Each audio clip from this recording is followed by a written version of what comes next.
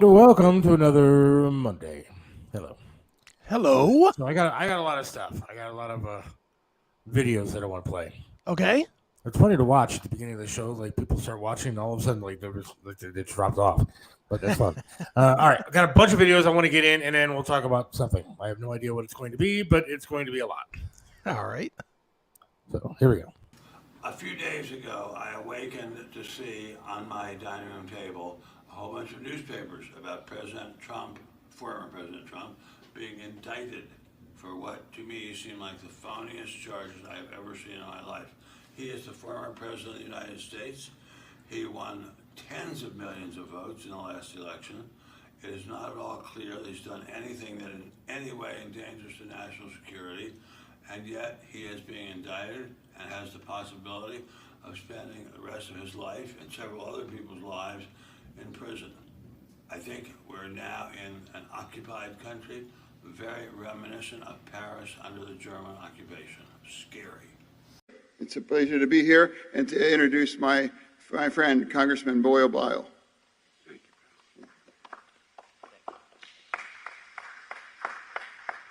Well, thank you. I'm Congressman Brendan Boyle.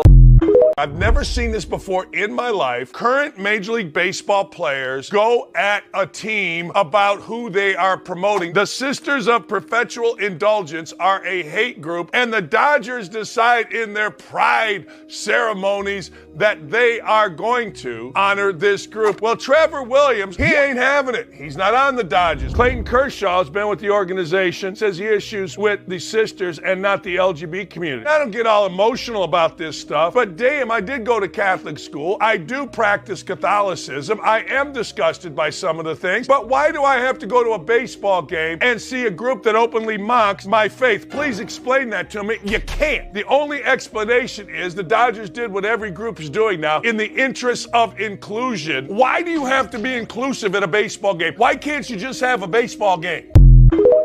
Sisters of Perpetual Indulgence for their outstanding service to the LGBTQ+ community.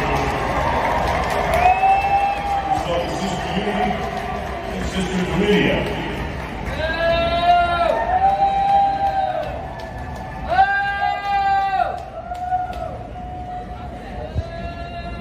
Our next guest is the only openly gay Major League Baseball player, current or former, alive. Save our children!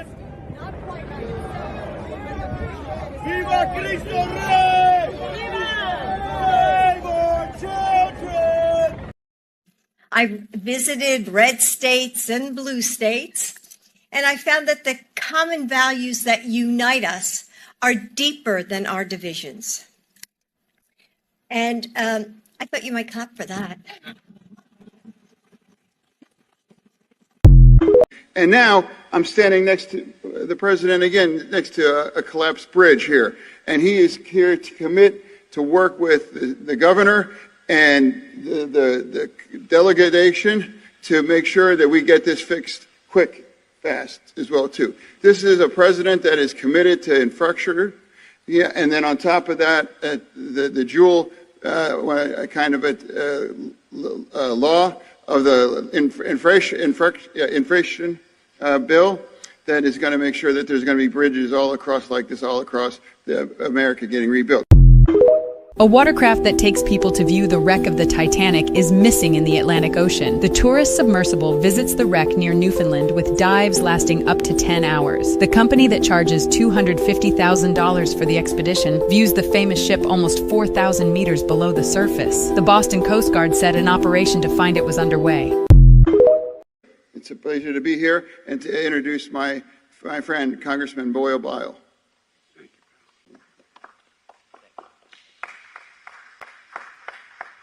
Well, thank you. I'm Congressman Brendan Boyle. I had to play that one again because that one makes me happy just watching it. That guy is a turd. Holy smokes. How? Pennsylvania, what is wrong with you? How do you vote for that guy? How does he get any votes? Look, man, I'm not even going to make fun of the fact that he dresses weird because, I mean, that's what I like to wear, and so maybe I would do the same thing. And I'm not even making fun of the fact that he's had a freaking stroke because that's awful and that's terrible. It could happen to any of us, and that is absolutely awful. However, if you're, how are you elected to office, and that's what you are like? If you've had a stroke and it prevents you from doing the job of leadership, then you don't lead. Simple as that. If I have a stroke during this show, I'm expecting that you're going to take over and finish it for me, kick me out of the studio and say, when you recover, you can come back to doing the show. No, I'm going to expect you to keep doing it. But until then, I don't want to sound like this guy. And now I'm standing next to the president again, next to a collapsed bridge here.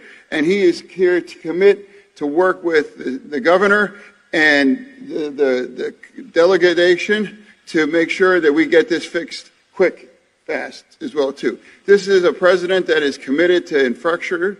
Yeah, and then on top of that, the dual kind of law of the inflation bill that is going to make sure that there's going to be bridges all across like this, all across America getting rebuilt. All right. I'm committed to the infrastructure, too. I'm not going to let him go with having a stroke. He just doesn't know the word. You think? Yeah, I definitely think that. I definitely think he doesn't know the word because he stumbled over it and fucked it up a couple different ways. He doesn't know the word. It's not that he couldn't say it because his tongue half works or something. He literally doesn't know the word. To be fair, Biden is like a collapsed bridge, yes. The jewel of the infrastructure. Wow, Pennsylvania. Yeah, Doug, you're correct. I mean, man, I understand being like a blue state and you want to vote D all the way down the line. That's fine. I get it. I mean, that's what most people do anymore, and it's sad. Yeah. It shouldn't be like that. People should actually be informed when they go to vote. But how stupid do you have to be to vote for this guy?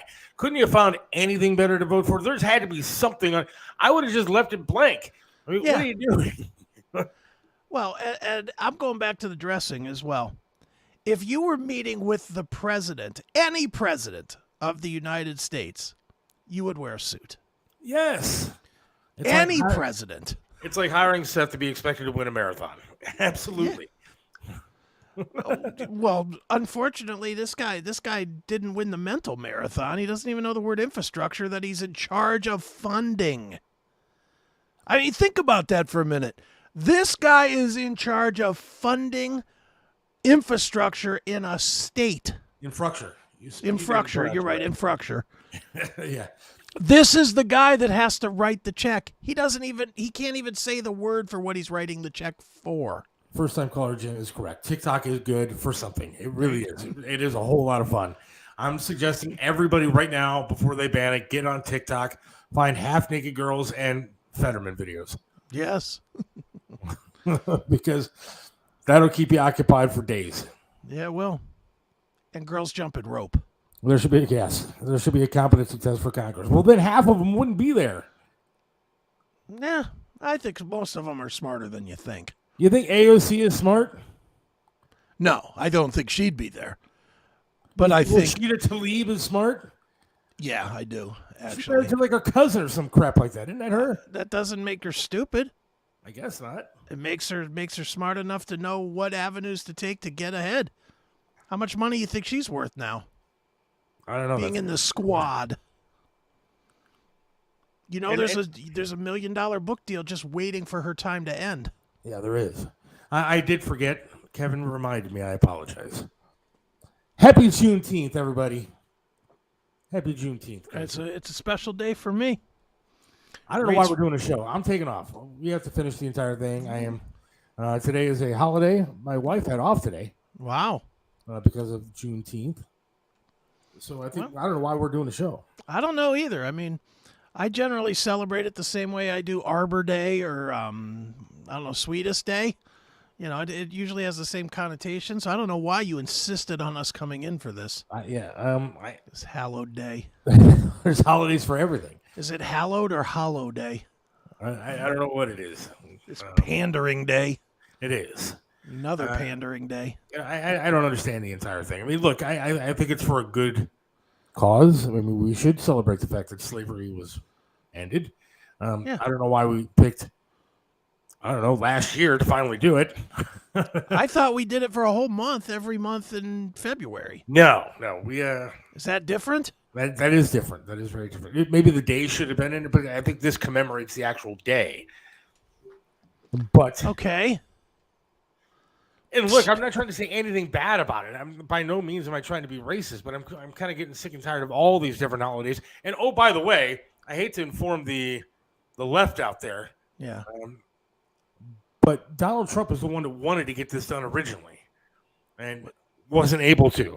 Juneteenth? Yeah, he wanted to get it done and wasn't able to, but Biden is taking the credit for Juneteenth. And so that's fine.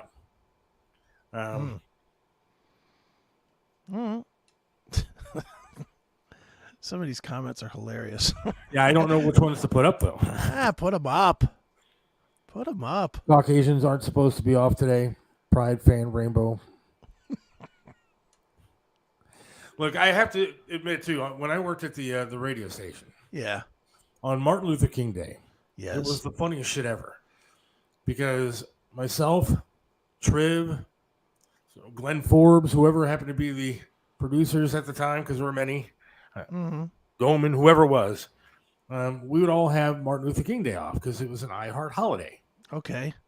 And then the people working would be Andre Knott, Ken Robinson, every African-American, every black guy that they had working at the radio station, because they only had like 3, right, were working on Martin Luther King Day, while Triv and I were outside smoking cigarettes and going to lunch together because we had the day off. Yeah, that sounds about right. I felt awful about it, but I don't think it was the right thing to do. Nah, whatever. You know what, dude? I know quite a few black guys that would tell you that all of these holidays are bunk. Just like any other Heritage Day. Pick one, it doesn't matter. They're all bunk. And I think if you ask anybody but fringe people about any of these days, yeah, they'll take the day off. But there's very few black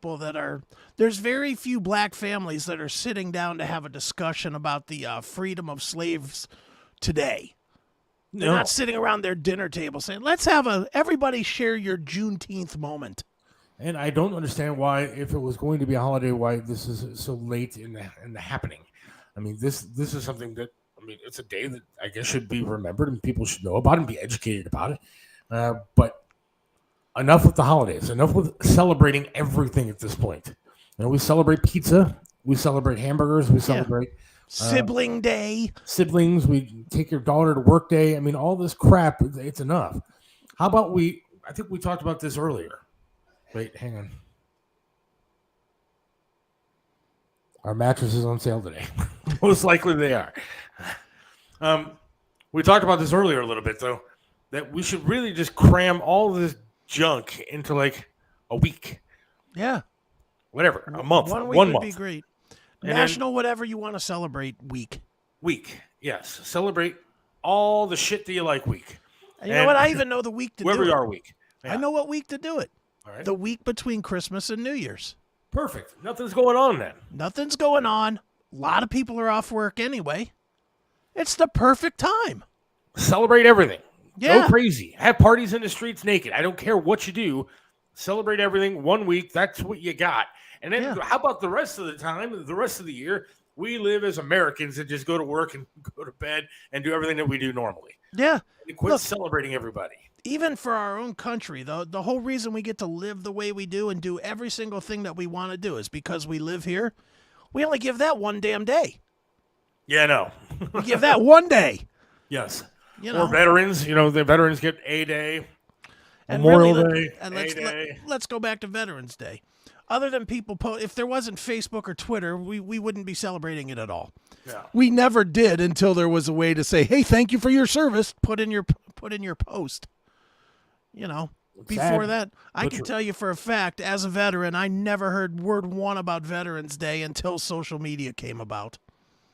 Never did I get calls from friends who are like, "Hey, bro, thanks for your service." It just didn't happen.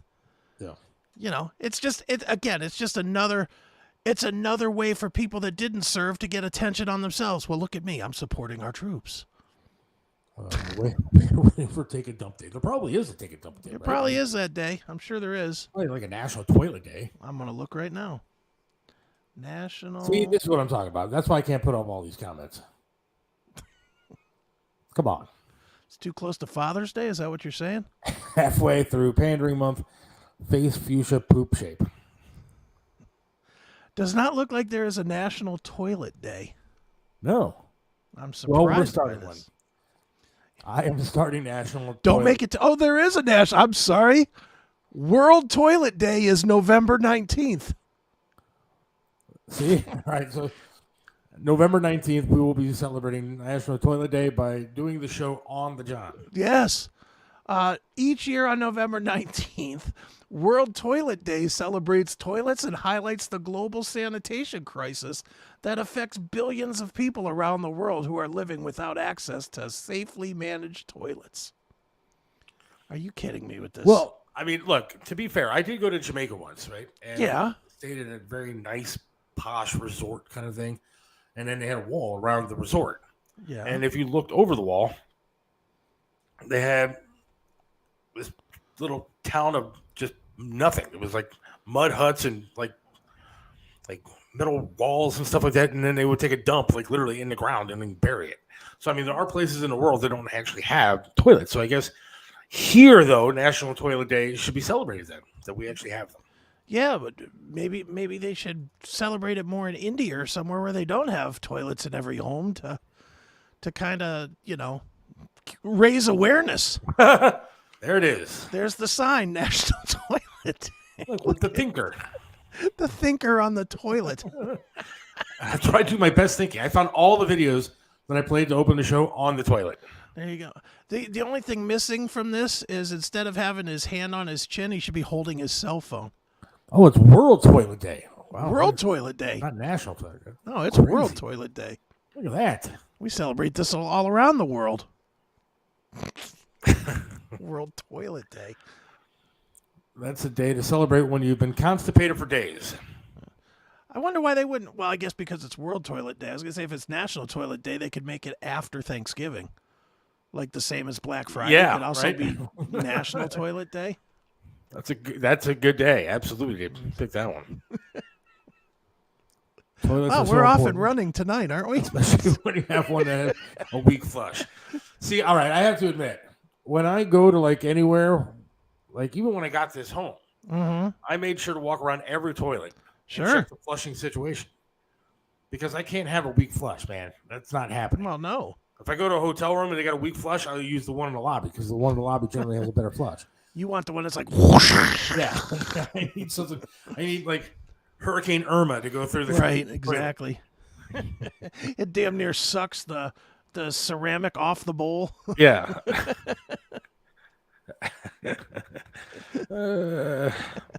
Boy, Scott Deitche's going to be thrilled to come onto this Yeah, show. he's going to enjoy this show. He's going to be like, fuck that. I'm not coming onto there. We do have Scott Deitche coming up in just a little bit. All things mafia, mob, author. He's an expert in the field, I guess. Yeah. I guess you and I have now become officially obsessed with the mob. Yeah. We meet one mobster and we're officially obsessed with the mob. Did you watch your shirt? I have not watched the Godfathers yet. For everybody that wants to know, I am going to gift Seth the Godfather box set on Saturday when I see him. I'm going to give him my box set of Godfather 1, 2, and 3, and therefore he will have no more excuses not to have watched the greatest movie of all time. Now, do you have to watch them in order? You don't have to, but it'll sure make a lot more sense if you do. I You started should watching. watch 1 before 2. I'll say that. 3 is kind of a standalone, but you definitely should watch 1 before 2 or it won't make a ton of sense. I watched Goodfellas again the other night, but the only problem is it was on one of these commercial television stations. Right. So half the movie is an hour shorter because you didn't hear all the swear words. Right. It was like 35 minutes long when you take all the fucks and everything else. So it was a quick movie to watch on regular television. Of course, and then every time anything gets good in it, then it's like you get interrupted by the girl from Lume or something. Speaking of toilets. Yes. Speaking of toilets, it's my toilet humor. But I want to ask Scott about that, like Goodfellas and stuff, because reading some about him, it seems like he may not be thinking that the films translate into what was really going on. Well, I mean, that's perfect fodder for. I mean, this guy knows the mob. He knows mobsters. He knows everything. I mean, he really. I've known Scott for a while. He knows everything about the mob. So, and he's written 6, 8 books about the mob and everything else. I mean, he's definitely locked in on the mob. So he will know, no question. Martin Luther came up with the 95 Theses on the toilet of that time. I learned that now at Ignatius. I don't know how we got stuck on toilets. Because of National Toilet Day, because we're celebrating everything now. Because everything needs to be celebrated. I'm trying to think of what else isn't celebrated. I mean, there has to be something that is not celebrated. I would think everything is celebrated now. Because I think, was it April or May was Indonesian Pacific Islander Month or something like that? There's a day for every. I'll bet you I'm going to type in just random. We both are sitting in front of a microphone. Microphone Day. What heritage are you? I don't know. I think I'm Irish, maybe, like German Irish or something. I don't know.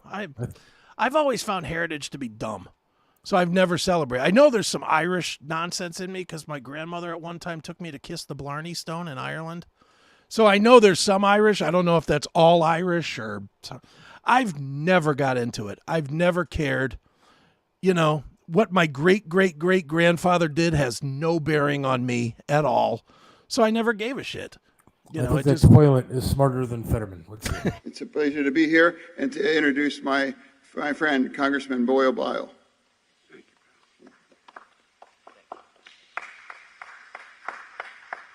Well, thank you. I'm Congressman Brendan Boyle. April 21st is Microphone Day. Nice. There's a day for everything. We missed it. How did we not celebrate Microphone Day? Well, swear jar for Seth. I didn't say anything. I said one, but I was making a point. It wasn't for random swearing. It was just. I was making Well, you get a point. swear jar. I get a swear shipping Barrel. container. But I wasn't swearing for effect. I was, or for any, even in conversation, I was saying that the movie, if you take out all those words. Oh, wait a minute. This is we have conflicting information here. International Microphone Day is on January 2nd. So there's 2 microphone days. Nice. Do you understand this from One Love? I had a Alert saying you guys are going live, but have to come back. At Chris, I wanted to know breaking news about the live PD show. What? A&E is suing Reels, and it has been taken. I'm not aware of this. That sucks, though, if that is the truth, which I'm sure it probably is, because that show rules. But they did totally steal it. Listen, are you familiar with that show at all? Live PD? Well, I'm sure you're aware of Live PD, right? Yeah, of course. Well, when they took it off the air because of inclusion again, because of the left complaining, they went off for 3 years, but they started a new show called On Patrol Live. Okay. And On Patrol Live is Live PD. It's exactly the same guys. Same guys even. Yeah. All right. It's Styx Larkin and the other two Yeah. guys. And Dan Abrams and the other guy, the other cop. I mean, it's literally the same.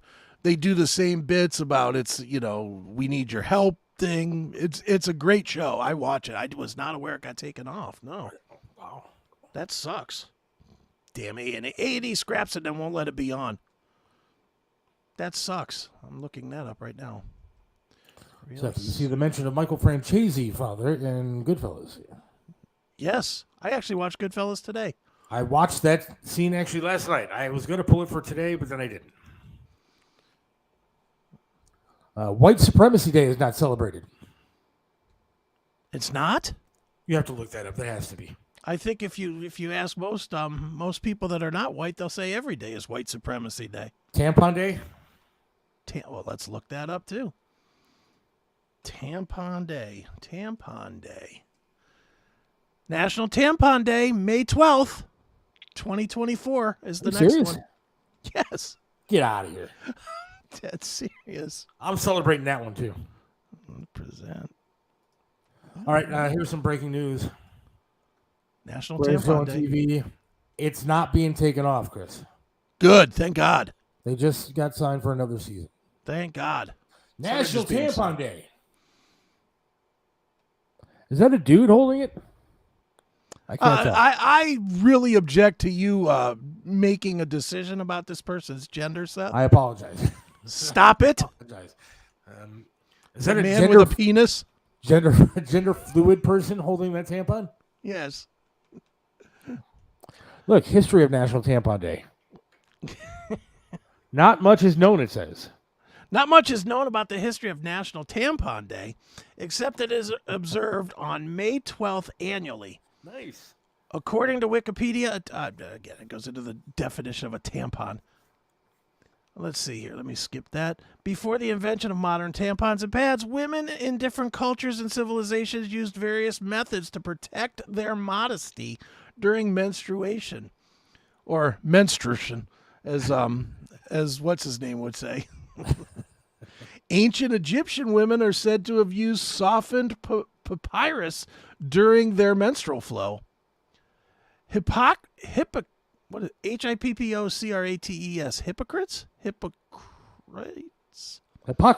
Hippocrates, the father of medicine, documented that ancient Greek women made tampons by wrapping bits of wood with lint. Ouch. How uncomfortable is that? Ouch. I mean, I wouldn't know.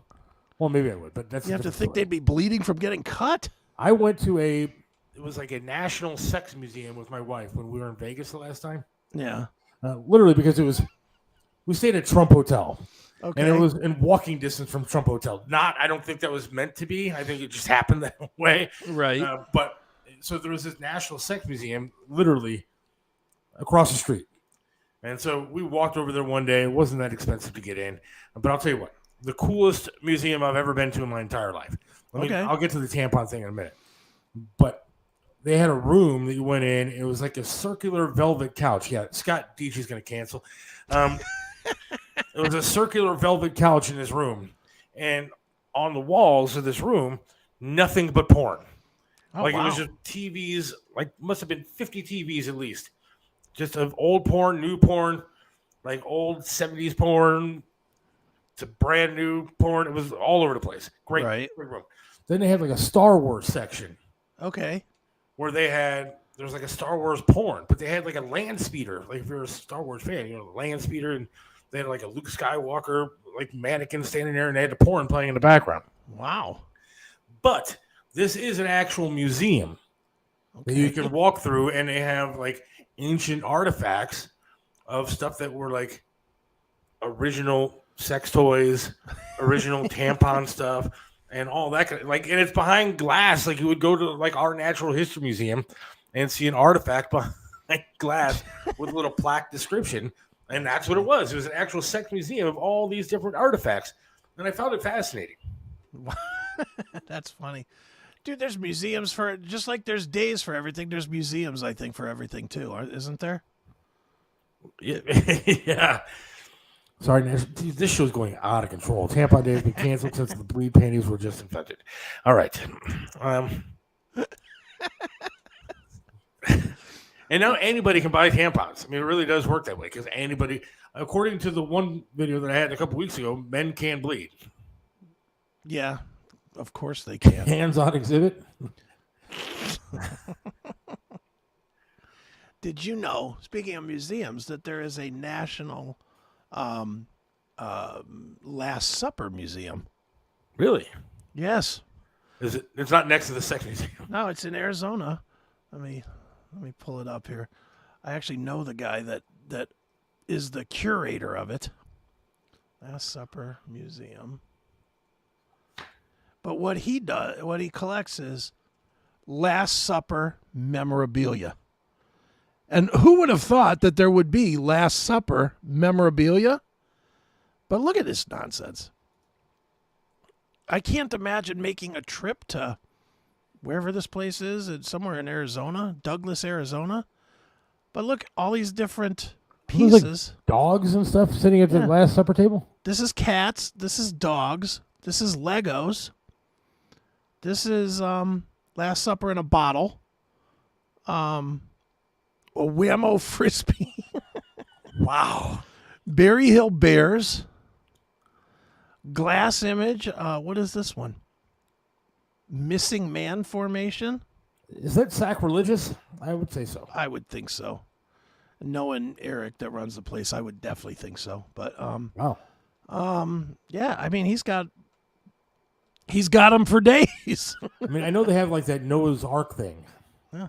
There's a bubblegum card of the Last Museum. What? There you go. The Last Supper. My wife is finally listening to the show. We had a Groupon, and the Larry Flint Memorial was awesome. Groupon. We did have a Groupon. We got on to go to that sex museum. We had a Groupon, and so it was really cheap for us to get in. You didn't feel bad going into a sex museum with a coupon? Man, but it was things in Vegas aren't cheap. So yeah, I get that, but still. You ever seen the show? There's certain things you should pay full price for. You ever seen Counting Cars on History Channel or something like sure. Count Customs? Yeah. I went to that museum. Okay. And that was kind of, it wasn't that expensive. But then we also went to the sex museum. We did have a Groupon. It was hysterical, though, because back then I worked with Geraldo, right? Okay. And so we got through all this museum of sex stuff, and we get to the downstairs area, and the first thing I see on a TV in this porn museum is Geraldo Rivera's picture. Talking about Larry Flint. Why were they showing Geraldo? Because of the mustache, or because he did the whole Larry Flint the vault or whatever? No, that was a hole in the wall type of place. No, it was a very respectable kind of place. Just a lot of porn all over. You missed the joke there, dude. I'm sorry. What'd you say? No, his joke on that the hole in the wall. No, I got it. He should put glory in parentheses. Yeah, maybe. No, I got it. I just wasn't going there. Believe me. I have to admit, though, man, it was kind of like cool sitting like in this that round theater kind of thing with all the TVs, and like my wife is on one side, and like this kind of cute chick sat on the other side, so we're all sitting there, everybody's watching porn together. Right. Weird, but it was all right. Wow, we have definitely gone completely off the rails today. All right, that's fine. Man, that's not nice. We heard a song saying "Women Only Bleed." Not in Alice 2023. Cooper. Alice Cooper. Not in 2023. He's got to change those lyrics. Actually, breaking news: Alice Cooper's being sued over the song "Women Bleed." Only people that claim their women bleed. Pornaldo Rivera. Sounds definitely like the Groupon was happening. Okay. Last Supper was the name of the package my best man bought at Crazy Horse before from a bachelor party. Ugh. Is there anything worse than eating at a strip club? I ate at Fox's Den once. Oh, dude, you are Fox's daring. Den was on like Brook Park Road there. Yeah. And yeah, there was something on it. I don't know what was made with, but Dude, I just remember one time I used to work over there near is it the Silver Horse or whatever there by Solon? yeah. By Tri-C. Okay. And at one point, everybody, like a group of us, were like, "Yeah, let's just go down there and look at some naked chicks and go over there for lunch." So we go over for lunch, and it's a buffet lunch in a strip club, and I just couldn't do it. And Really? believe me, I'm as filthy an animal as anybody has ever seen, and just seeing this open sandwich meat and potatoes and stuff and day strippers, right here 50 feet from it. I was just like, no, I can't eat that. That's just going to be funky. Just no. My Chuck E. Cheese token. So Rocky's Brook on Brook Park Road. Man, I've been in that place once. Chuck E. Cheese? Both. Rocky's and Chuck E. Cheese. Right. Both are filthy. Oh, in yeah. my opinion. I miss those. I haven't been to Brook Park in years. Did they clean up that whole strip? Yeah, there's not a whole lot down there anymore. It's just, I think Crazy Horse is still down there. I think Is the Lido Lounge still around there somewhere? That's on Lido Lounge is on 117th Is it still around? near Lakewood. It was a few years ago. My wife went up there. For a Yeah, while. my friend John had his bachelor party there once. Yeah. We took a bus. I don't know what, like, we had this bus that was just a rolling bus of booze Yeah. and weed, and just got drunk and stoned out of our minds. And then we ended up at the Lido Lounge. It's like, of all the places we could stop, instead of going to Diamonds or something, we ended up at the Lido Lounge. Yeah, it's not exactly the highest class joint. Oh, it was just the worst. And we go in this place. There's like 3 strippers total working the place. The best looking stripper might have been a 4, and then all of us are buying lap dances for the groom, because none of us even wanted lap dances. But we had to do something for the groom.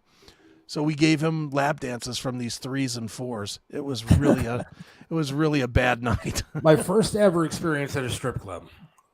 Yeah. This is off the rails today, but that's fine. First ever experience at a strip club. I went down with a bunch of friends.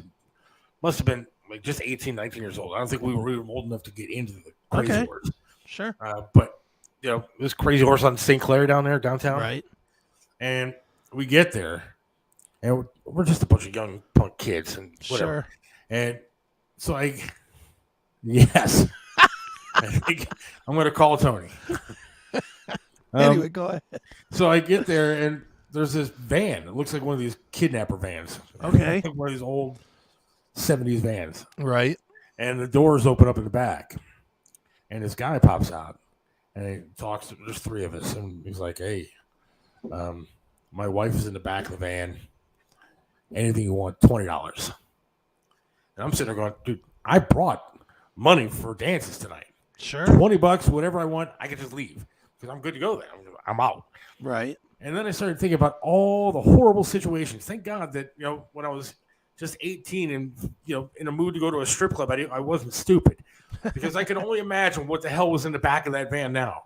Oh, if I would have gotten in the back of that van, I'd have been dead. I'd have been Yep. left on the side of St. Clair's. My buddies would have been laughing at me, dumbass, getting in the back of that van.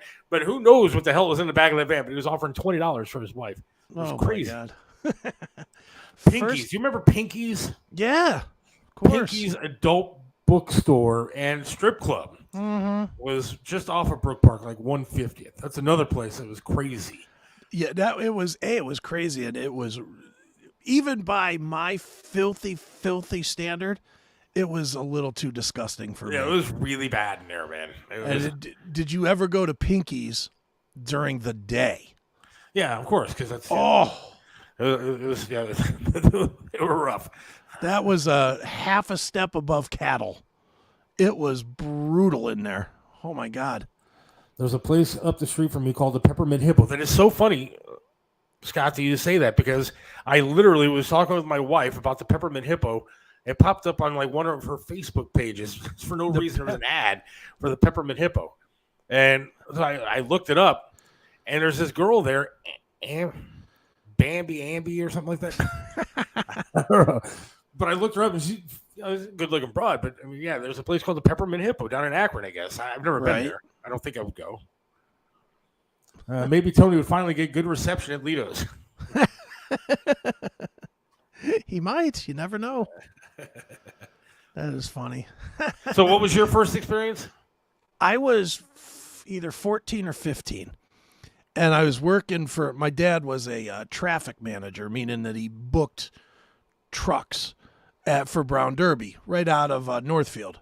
It's now like that big furniture place there across the street from the abandoned Ford plant, whatever that place is called. But it was the Brown Derby at that point. And I used to work there after school. So he sent me, they bought a building down in the flats that was full of, it was like an abandoned warehouse, but it was full of air conditioners and refrigerators and stuff that had just been left. And it was a full warehouse of this stuff. So they sent me and this guy, Leon, down to clean this building out. And this guy, Leon, was absolutely insane. I mean, legitimately nuts. Like, to where we would go in and he'd start screaming in the empty building, and then he would fight any bums that were in the building. It would, like, you know, I'm 14 years old or whatever. I'm scared to death, and he's throwing punches with homeless guys or whatever that are squatting, getting them out. It was dangerous, right? So we're going down there. We're working down there cleaning this building for about 3 weeks over the summer. And at one point he's like, let's go to lunch. I was like, okay.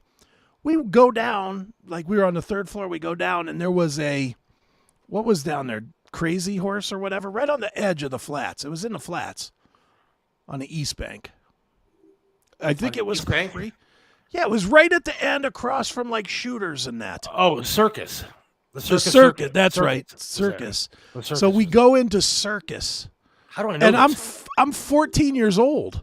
And they were so afraid to mess with him that they just let me come in with him. And we go into the strip club, and I'm just loving it at 14 years old. I'm like, yes. You know, and he orders me beer. He's like, yeah, bring us a couple of beers. They bring beers. I ended up so hammered. 14 years old. I'm hammered. I'm watching women. You know, I'm like, this is being a grown-up's going to be the best thing ever, man. But that was my first ever strip club. We stayed there probably 2 or 3 hours just watching strippers and drinking. That's awesome. Great. I was 14. Yeah, Circus wasn't that bad of a place, man. I kind of like that. No, Circus was nice. Circus had that, like the two-side thing, didn't it? Yeah. Like the bikini topless bottoms then, or whatever on one side, and then naked. Nothing on the other side, but you had to drink carrot juice or something. My cousin owned a bikini bar on 200th Street in Cleveland. Girls, the most fugly you ever saw. Made a ton of money, though. I'll bet. Yeah, man, those places, I don't care how ugly the girls are. They're not ugly for the guy that wants to go to a strip club. Guys are animals. Let's just call it the way it is. We are animals. We're not sophisticated. When women get with us and they're like, "Don't look at women. You're barking up the wrong tree." We are no better than dogs looking for a crotch. We are the same. We're exactly the same as that. We just have the ability to pretend we're not doing it a little better than a dog. Yeah, but we're the same. Look, I don't even hide it anymore. And no. Look, I love my wife like you can't believe, man. My wife is a saint. And I could never get better if I tried 1 billion times. She's the best thing ever for me. But you can't help if some good-looking girl walks by, you're going to stare. I mean, it just kind of happens that way. And I don't blame her if she sees some hot dude walking by. I mean, you know, we're people find other people attractive. Right. I don't see what the problem is. Yeah, there's none. I still love this. This was funny. The charge based on the stretch marks of each stripper. It's at the Hippo. It's gonna be like $400 to get in. Right. Well, I just got a late breaking message from Scott Deitche. He's going to be about a half hour late. So Half hour. yeah, we're going to push till 5:15. Is that okay? Yeah, we got Charlie Callani though at 5:30. Okay. Charlie Callani's coming on to talk We'll about make it his work. Lakewood deal. So We'll make we'll it make work. everything work. All right. I'll just say okay, but earlier is better. The better. All right. Everything going at full speed today. Yeah, we'll talk about strippers for the next 45 minutes. Yeah, why not? Yeah, well, strip clubs. We've answer me this question: are you a fan of strip clubs? Now? Ever? Were you ever? Yes, absolutely. Were you fan of really? strip clubs when I was growing up. Because I was just a young idiot. Now, I realize that, they don't actually like me. Right. And so, when they realize that they actually don't care, then, that kind of sucked. You're just wasting money at that point. Right. It sucks to wait. It was great when you assumed that they actually were like into you. Yeah, like every time I got like one of those lap dances, I was like, all right, she's gonna come home with me, Right. or she's gonna want to meet up afterwards, and it never happened. And then I grew up and realized that no, they just want that extra 20 or whatever. Yeah. While they can still see money in your wallet, they're like, yeah, maybe we could meet up after tonight. Yeah, and as soon as I say this is the last I got, all right, well, I'll see you. Yeah. Thanks, honey. It was great knowing you. Or, I got to get back to work. That was always the cue for me was run out of money. It's like, I got to get back to work. All right. Yeah, it was fun. I went to a strip club. Dude, all these strip club stories have to do with my wife. We went to a strip club the week that we got married in Vegas. Okay. And it was a great place right on Fremont Street, old Okay. Vegas. Yeah. And so it was we were drinking and having a good time, walking around Sure. with these big football glasses of beer and stuff. Right. And so we were pretty lit. And I was like, why don't we, stop in one of these clubs? She's like, yeah, that'd be great. And so she bought me a dance, and then I bought her a dance. And halfway through her dance, she got up. She was just uncomfortable, didn't want to be there. And she's like, can you give the rest of my dance to my husband? I'll take it. All right. Dude, I have stripper stories for days. Dude, when I first got single, my friend Stephanie and our other friend Adam took me to a strip club down in Lima called the Landing Strip. Great name for a strip club. Yeah.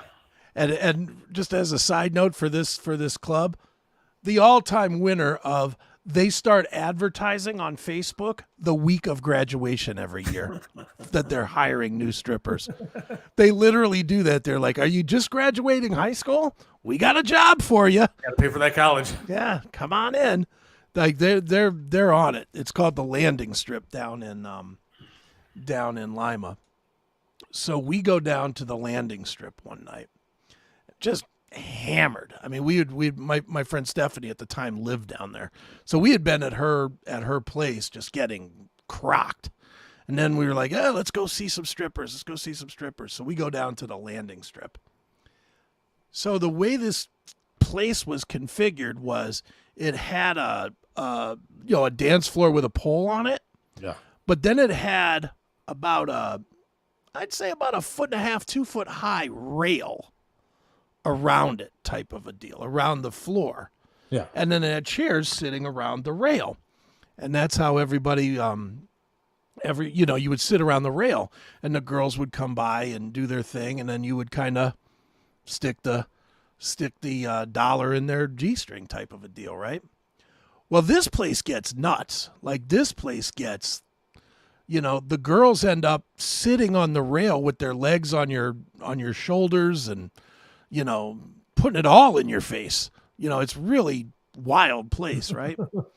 So at one point I'm all trashed. I was like, $20, I'll pick her up. And my friend Adam is like, yeah, go ahead. Courtney's like, yeah, because we don't live in Lima, so we don't care. What are they gonna do? Kick us out of town? So what? So sure enough, girl puts her legs on my shoulders. I get ready to get up, and my friend Stephanie jumps in and pushes her off me because she knew I was just gonna flip her over. But yeah, the landing strip, that place is oof. Another flat Earth guy is checking in. It's called self-control. I am a one-woman man. Well, good for him. So am I. I'm not saying that, look, I have the utmost respect and love for my wife, and I don't go to strip clubs now because I don't want to waste money. But I don't think it's like going to a movie, right? I mean, it's not like I'm getting anything out of it. Yeah. It's not like they're doing anything to me. It's like going to see something that entertains you, and then you go home afterwards. Mm-hmm. That's exactly. If anything, it might spark your relationship with your significant other. Yeah. You know what? Judging, unless you're one of these creepers that goes out and rapes these women or something, it's entertaining. I say it all the time. Sex is like baseball. It's not that important. It's just something you do to have fun. And if it is more to you than that, then that's your relationship. But for most of us, most guys, it ain't that important. It ain't the end all be all. It ain't rose petals leading to the bedroom. It's just not. Speaking of Flat Earth guy, he's going to be on next Monday. Yes. 1 week from today. Unless we keep going with this conversation. Yeah, unless we keep going. I will not ask Flat Earth guy, Plain Truth guy, anything about this kind of stuff. I'm always respectful to him. He is a friend, and I will absolutely have nothing but respect for his opinions, of course, and for what he's going to talk about, because I think he's got a lot of great stuff that he's going to discuss next Monday night. Absolutely. It's going to be fun. I think it'll be fun. It will be fun. So, Seth, if you were rich, you'd be at the Lido right now. If I were rich, wouldn't be at the Lido. I wouldn't be at the Lido. I'd pick a lot better place than that. I wouldn't be. I think you're at the perfect economic structure to be at the Lido right now. Right. Scrape up the change on the ground. I can get a Lido. That's right. National Stripper Day. When is that? I'm positive that's a day. Let's see here. National Stripper Day. That is June 9th. We just missed it. June 9th. How did we miss that day? Yeah, we just missed it. We'd like to make this national holiday for everyone to visit your favorite strip club every year on June 9th to show your appreciation. National Stripper Appreciation Day. I've never been inside Christie's. I think I was there one time for like a minute, and I walked out. It wasn't for anything. It was for work-related stuff. It's clean, but it's always packed. It always has so many people in it that it's like, it's like, do you really want to be 51st in line? Right. You're gonna. By the time the girl gets over to dance for you, she smells like 30 other guys' cologne. It's like, no. All right, I don't want to fall too far behind. Let's take a quick break. Okay. All right, we'll be right back.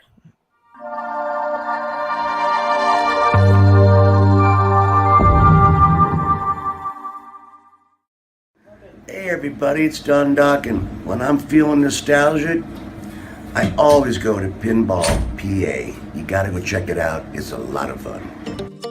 Stop what you're doing and start making memories at Pinball PA, located at 2284 Broadhead Road, Suite 10B in Aliquippa, Pennsylvania. We have over 420 video games and pinball machines to play, and all games are set to free play, so no quarters or tokens are needed. Pinball PA is open 6 days a week, and is the best and most affordable entertainment spot in all of Western Pennsylvania. Check out our website at www.pinballpa.com for more details. Come visit Pinball PA today. Initials up.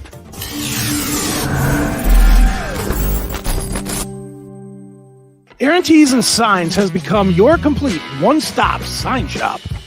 Call Jimmy at 216-299-9344. Their friendly and professional staff can and will help you build your company brand and identity from start to finish. One stop means you get a complete package from one location. custom logo design, vehicle graphics, banners, t-shirts, storefront marquees, and so much more. Aaron Tees and Signs, 4883 Turney Road. Call us at 216-299-9344. Right back here, the Seth Williams Show with Chris Aiken. By the way, people are talking about Flat Earth Day. It is April 22nd. There's a day for anything. Well, I think Flat Earth Day is actually Earth Day, but it's the same day. Did they compromise it? Is that what happened? I believe so. Because you can buy Flat Earth Day shirts on April 22nd. All right, well, let me ask you this question. Which are you more inclined to celebrate, Earth Day or Flat Earth Day? Look, the more that I've talked to Flat Earth guy, I mean, I know he has a real name, but that's what I'm going to continue to call him. But, sure. I have my doubts about what's actually going on with this planet of ours. Okay. It definitely, he makes some compelling arguments. I don't want to get into all of it, obviously, right now. And I don't even know what he's going to talk about on Monday. He's got conspiracy theories like you've never heard before. Right. But the flat Earth thing is compelling when he's actually allowed to talk and give his points. Well, I think rambling from some drunk people. I think we'll allow that to happen. Yeah, the plan is to allow that. Yeah. Although I could go get a nice fifth or whatever and just start drinking like an hour before the show. What does Gary the Numbers guy make of the number 69? I'd love to talk to that guy. All right, do you have a thing with numbers? I do not. I mean, I used to have a thing with the time of 6:20 because I used to wake up every day for like 10 years at 6:20. So I thought there was some magic to that, but I could never get it to hit on like a lotto or scratch off or any of that nonsense. So I am by no means a numerologist, but there are the numbers 11 and 12 seem to pop up in my day probably 4,000 times, and it just so happens when I keep looking at them. Like I'll be walking. I don't walk anywhere. When I'm driving down the street with my wife or something, you don't drive anywhere. I don't drive anywhere either, but I drive with my wife. But I happen to look over the mailbox and I see either like 83921112. I always see the numbers 11 or 12 all the time, whether it's on a clock, whether it's on a mailbox, whether it's whatever. I happen to see numbers that either add up to 11 or the actual number is 11.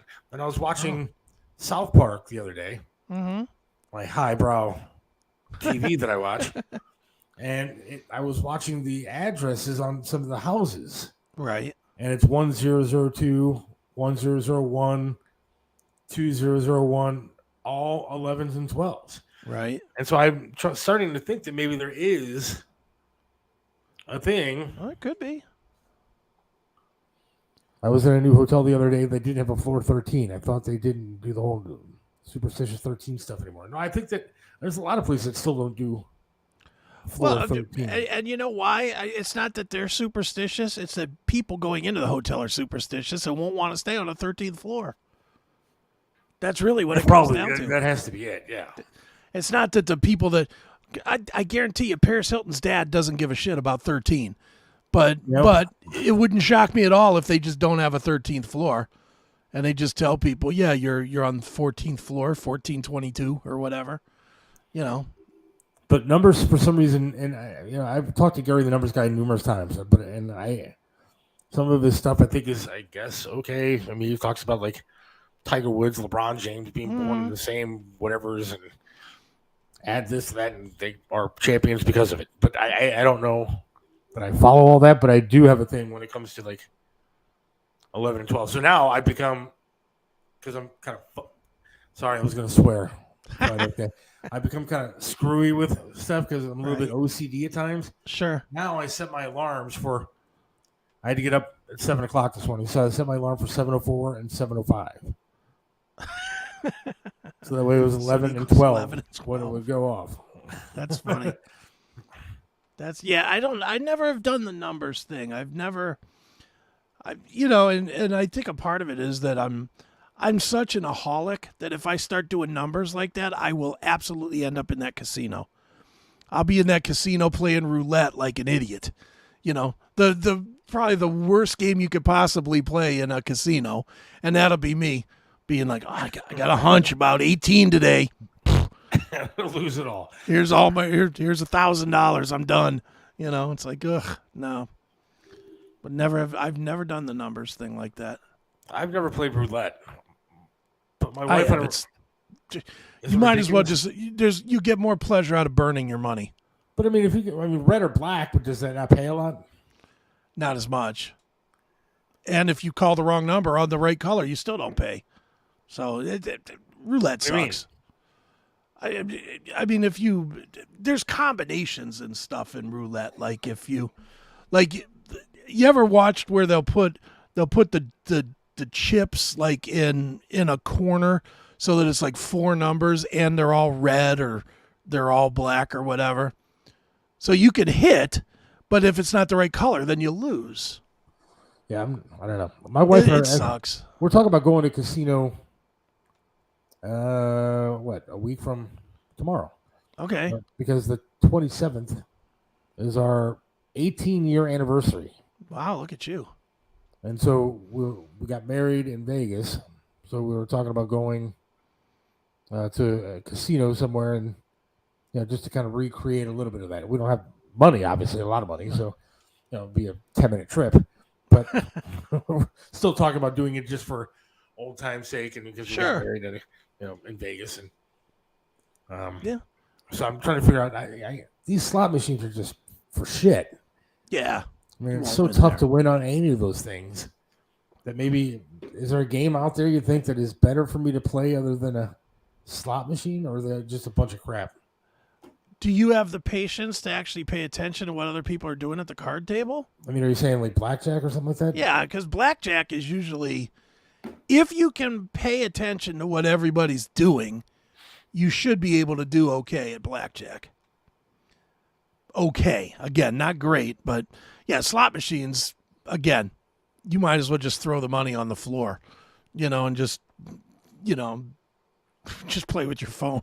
Because I used to go to the casino with Triv when we do like some of the broadcasts and stuff. Mm-hmm. And we go outside in the patio and we're smoking, whatever.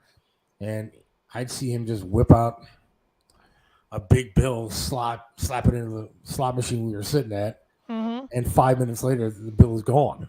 Right. And I'm sitting there going, aren't you pissed? He's like, no, I only bet what I can afford to lose. Right. Mm-hmm. And he'd whip out another bill, put it in, and he'd play it again. And sometimes he would hit, sometimes he wouldn't. And I would just sit there like, man, I just can't. I get pissed when I go into these casinos and I get 10 and I'm sitting, put it in and it's gone within like 2 minutes. And I just wasted $10. $10 is like a meal somewhere. Yeah. And I just threw it in the machine for nothing. Mm-hmm. Dude, I go to the Roxino a lot for shows. Yeah. That's kind of my home stomp because it's like 10 minutes from my house. So I go to the Roxino a lot for shows. And a lot of times I go with Kelly, and me and Kelly will get there early, and she loves to play the slots.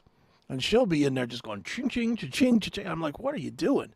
But she actually wins sometimes. Like, I've seen her win like $100. Me, I could put $10,000 in and I wouldn't win a quarter. I am a moosh. Isn't that what they call it? A mush? Yeah. That's me. I will lose now, but I have played blackjack at the casino in Cleveland, and I've done okay. I won I don't know, $2,000. I won $2,000 playing blackjack. The only time I've ever won really any kind of money at a casino was in Vegas, because I think a lot of those places they want you to just sit there and keep gambling, and so I think your payouts are probably a little bit better in a place like that than it is up here, because up here I haven't won anything at these places. Now I don't go a lot because to me, it's just wasting my money. Sure. Yeah, they say if you don't play, you can't win. I mean, that's true. Yeah, but you know what?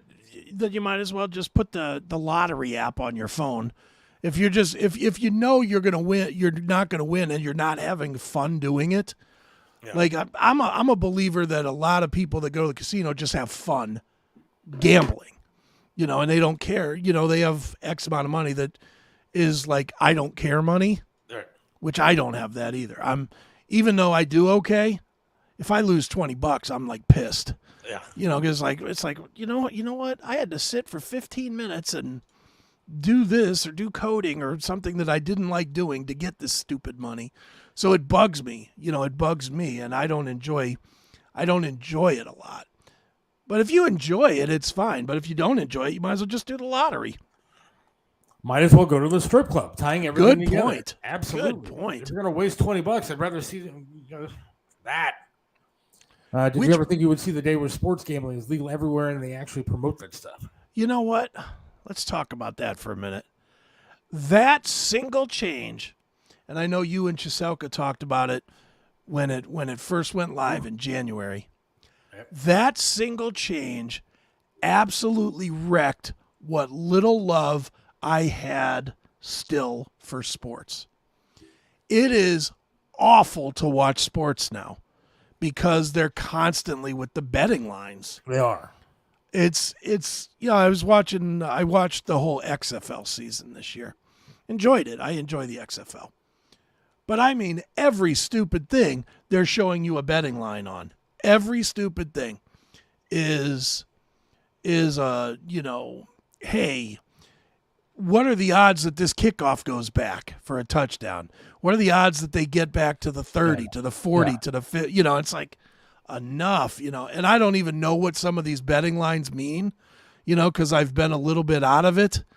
I mean, when you see a betting line, and again, I don't know it, but when I see a betting line and it's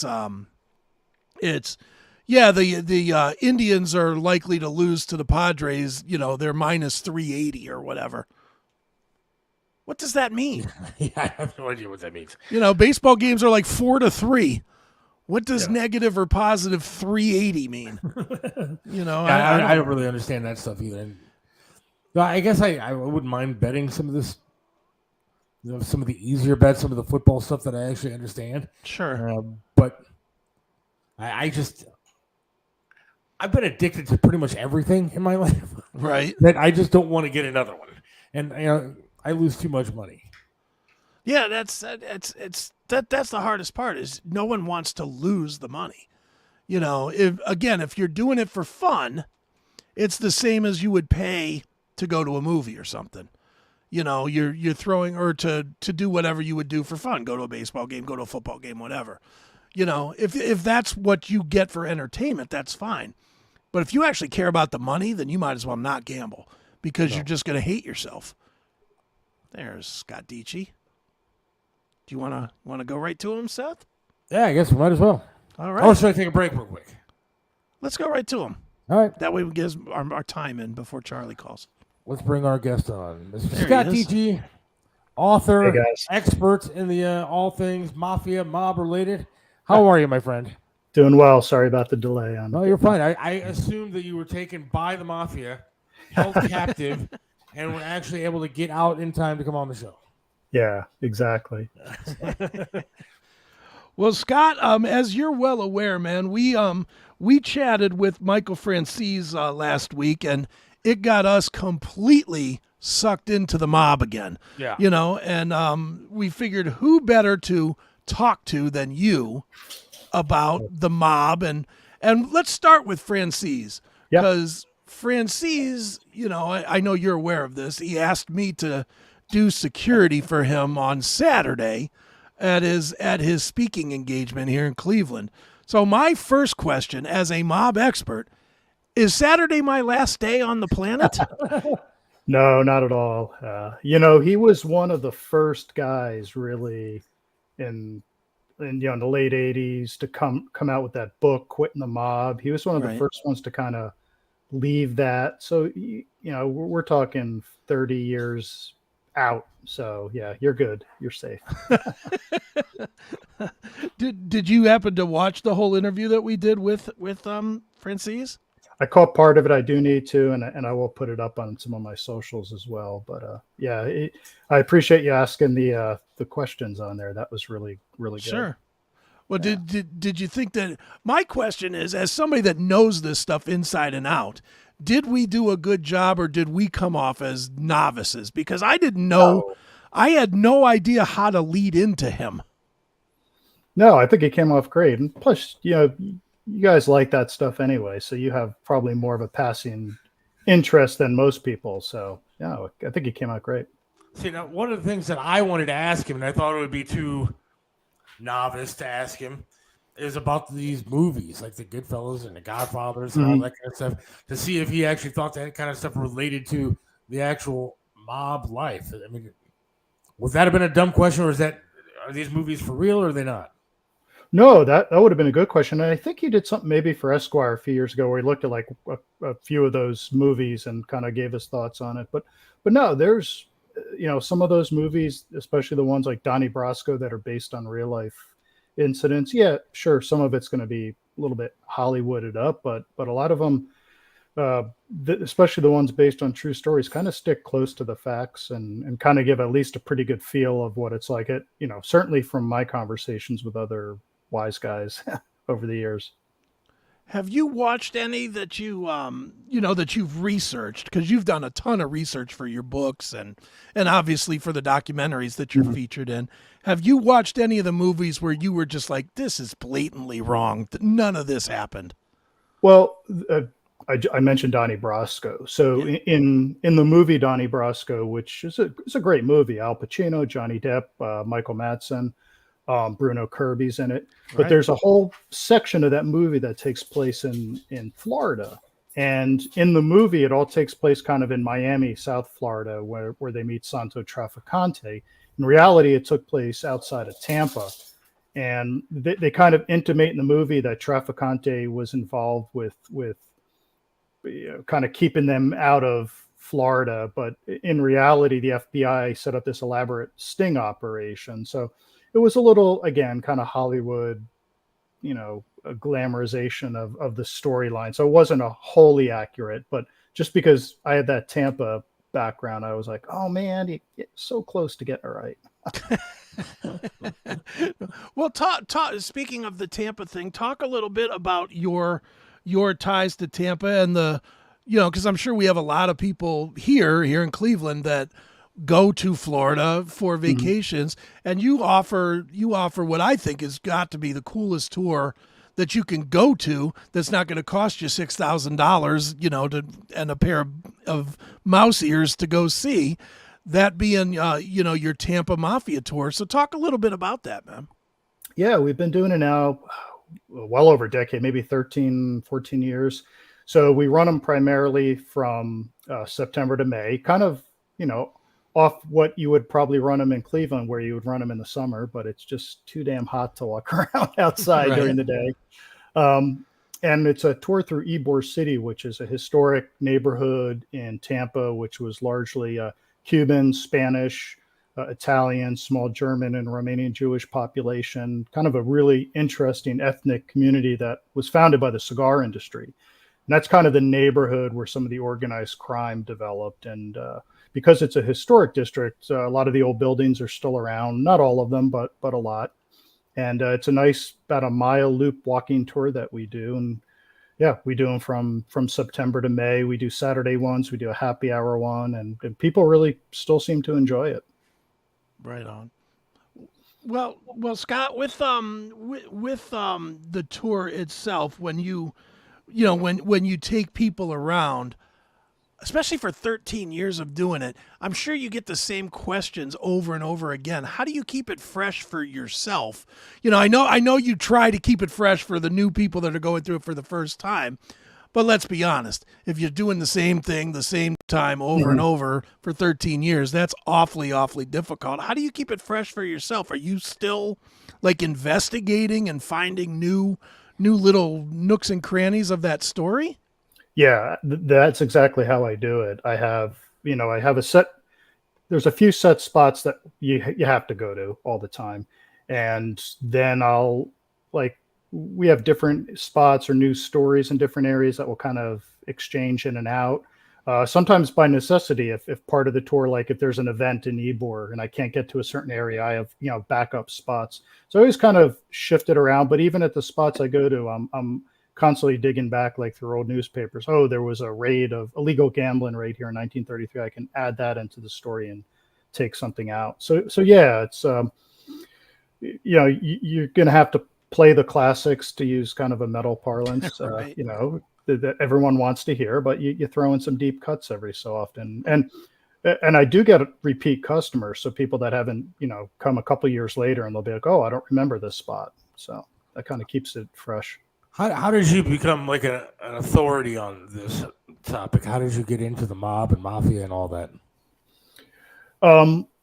So I grew up in New Jersey, hence the general interest in the topic. And back in the early 90s, I just started reading whatever mob books were out there. So like Wise Guy by Nick Pileggi, the Westies, T.J. English, some of the old Hank Messick books. George Anastasia was starting to come out with some of his Philadelphia mob books. And then I met a gentleman online in like 95 when there was literally not much at all online, but there was a guy that had a mafia website, and I started corresponding with this historian in England, and I had moved to the Tampa Bay area at that point. He said, hey, have you ever heard of the Tampa Mafia? Do you know anything about them? I was like, not really. So he sent me copies of these congressional hearings from 1950, and there's great stories of like gangland killings and illegal gambling, all the juicy stuff you like in a mob story. And that kind of was like, oh, maybe I'll write a book about this. So that kind of started it. My first book came out in 2004, and yeah, it's been kind of a whirlwind since then in terms of, coming out with books. I had the tour, doing stuff like this. And yeah, so it's been interesting and fun. And before I forget, you mentioned Cleveland before. I did want to say that there definitely are some Cleveland ties in Florida. The Cleveland mob were active, probably more so kind of in the Miami, Fort Lauderdale area, but there were a lot of guys from Ohio in general that came down and were active down here in Florida for a while. Right on. And it's fun. I was watching, because I'm just obsessed with the mob again this week, because if I get asked a question or something on Saturday, I want to make sure I know the answer. Yeah. It's really that simple. But yeah. So this afternoon I was watching Kill the Irishman, which is obviously the Danny Green thing. And I went to Google, and I saw that literally recently that Danny Green's wife just passed away, that she was like 95, that Nancy Hegler or Nancy Green just passed away. I'm curious in your, passings and dealings, if you ever heard whatever became of her. And the reason I'm asking that is because she seemed like she was a very important person to his life, but it didn't seem like anybody ever actively targeted her, even to make a statement to him to back off. And I was just curious if she was somehow protected, or if she was a total innocent and the mob just knew it and left her alone, or what? Well, generally from the mob perspective, they don't go after wives or kids or, families, even if she was tangentially involved. And there have been many cases about wives or girlfriends being kind of tangentially involved. I'd be a little bit more surprised that law enforcement didn't go after her, because the FBI in the past has done the, hey, we're going to arrest your wife and kind of pressure you kind of thing. So, but yeah, generally from the mob perspective, they rarely, if ever, knowingly target family members or innocent bystanders, if you will. What really destroyed the mafia? I mean, was it drugs? Was it the fact that they started getting into stuff like that? What kind of killed off the main mafia scene? Yeah. The RICO Act, law enforcement played a really, really big part in dismantling organized crime's hold. Some families like Denver or St. Louis, so even though there was law enforcement, it also, they were smaller families. They just kind of faded away over time. But law enforcement, I think if you had to like really winnow it down, because now guys were facing 50, 60-year prison sentences. So, what are they going to do? They're going to become witnesses. And that kind of gets that domino effect going through. And also now, if you're a mobster, illegal gambling, hey, gambling's legal everywhere. Yeah. drugs, marijuana's, their unions aren't as big as they were. So I think a lot of those traditional rackets have kind of dried up or become legal. Do you think that it would have, and I'll quote, the famous quote from The Godfather, which Seth will not know anything about since he's never I got seen the movie. shirt. Never seen the movie. Oh my God. Got the shirt. That's not even American. Jesus. But the famous scene in The Godfather where Vito turns down what's his name, Sollozzo, because he doesn't want to get involved into the drugs, into the drug business.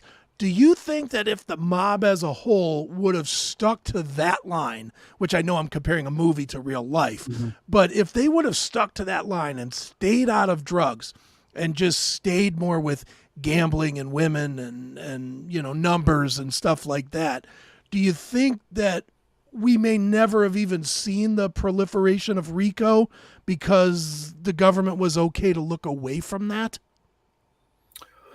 No, and kind of going out on a theory limb here. Well, first of all, the mafia has been involved in drugs since the very beginning. So okay, the mafia was involved in drugs all the way back pre-prohibition era, and certainly post-prohibition really started to open up routes for narcotics to enter the U.S. And the mafia were there from the beginning. Now, some mafia families later on, kind of as RICO and other laws and law enforcement started paying attention, started trying to steer members away from that. But really, I think the mafia got so big it was hard for law enforcement to not notice. In terms of infiltration of labor unions, infiltration of legitimate businesses. So, I mean, drugs did play a part, but the mafia were so heavily involved in drugs from the beginning. In fact, before the FBI even investigated the mafia, the Bureau of Narcotics had voluminous files on major mafia figures around the U.S.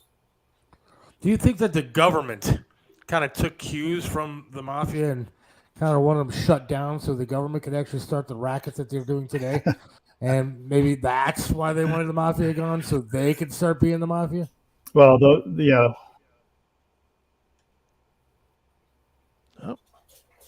did we freeze? Did you guys? There you are. Yeah, you froze for a second. Can you hear me? Yeah, there we go. Yep. Sorry.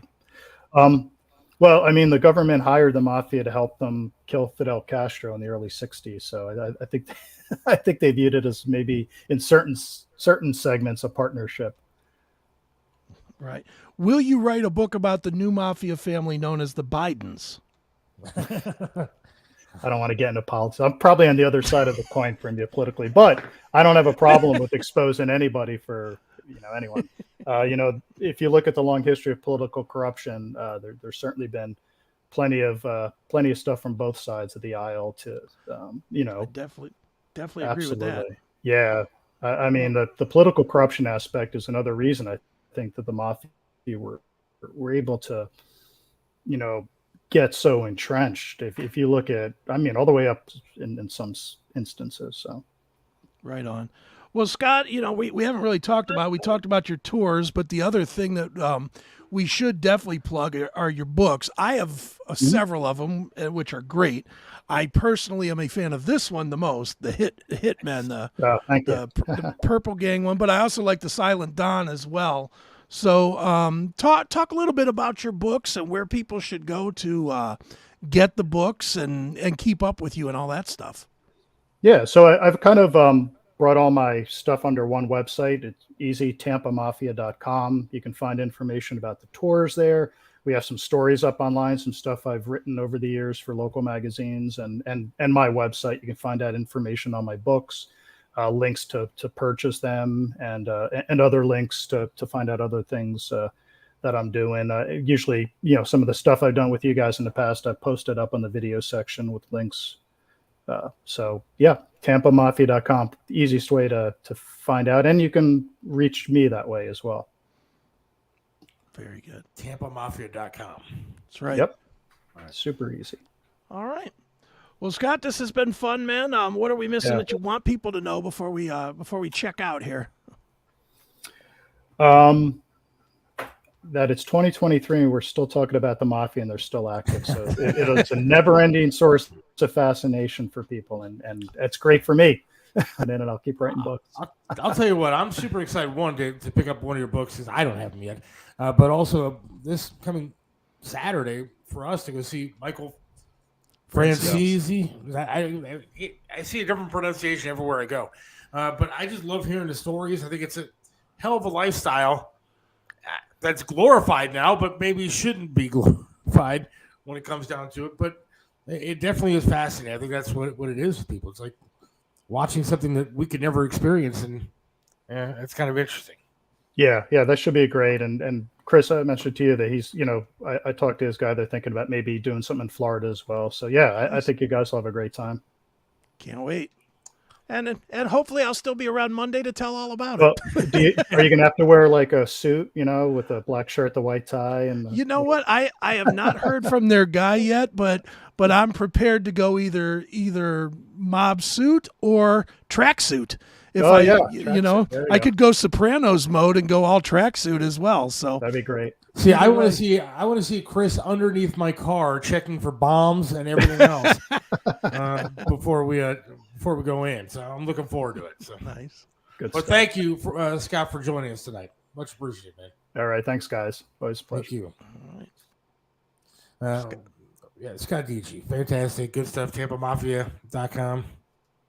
Yeah, he's great. He's great, and we didn't even touch on it with Scott, but for any of you that watch documentaries about the mob, he's in damn near every one of them. Like he's a really, really, like, he's one of those guys that anytime anybody does anything on the mob, he gets that call. So he's easily in 30 or 40 documentaries.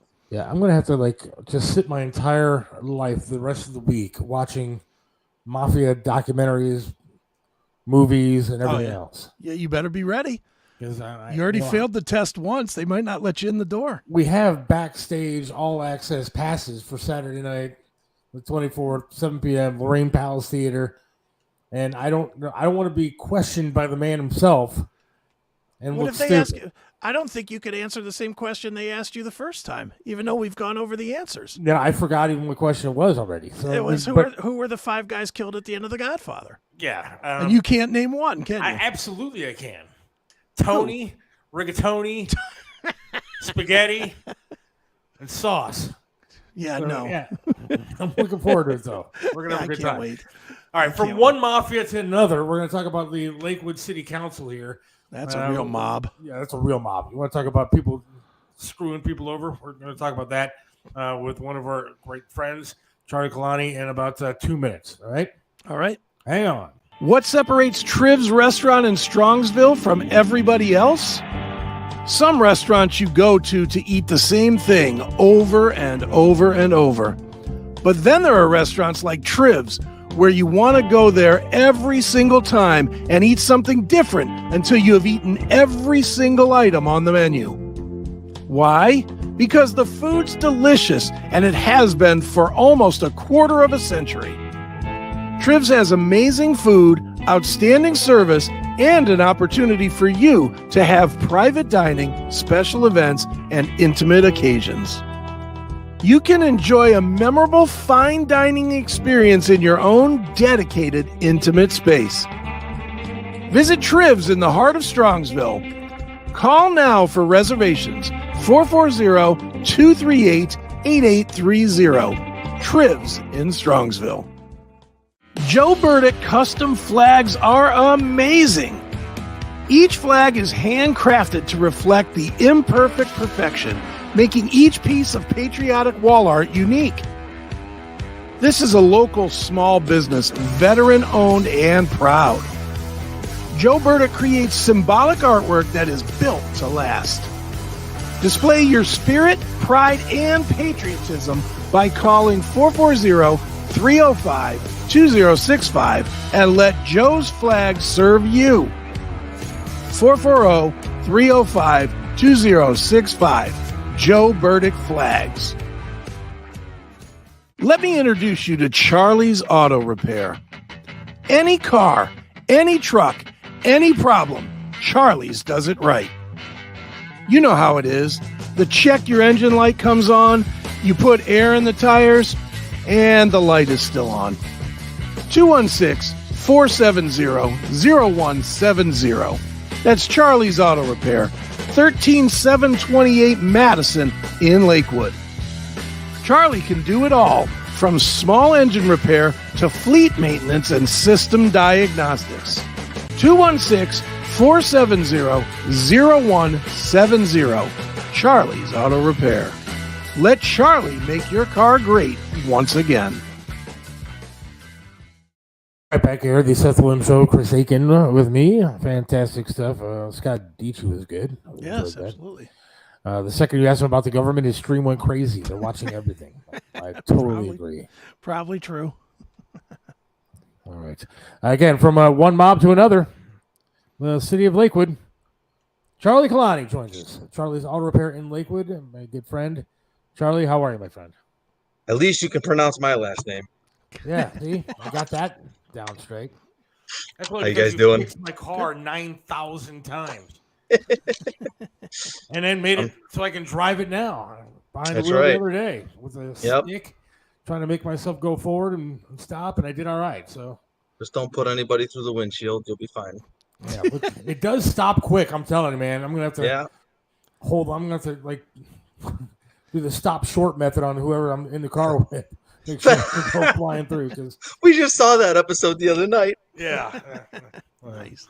All right. So what's going on? You had a big problem. Explain to everybody first what's going on with the city of Lakewood and what's going on now with the city of Lakewood.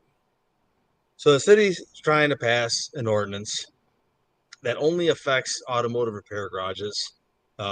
They say automotive business operations, I believe is what they call it at. Yeah, automobile business operations, but it's directed at automotive repair facilities,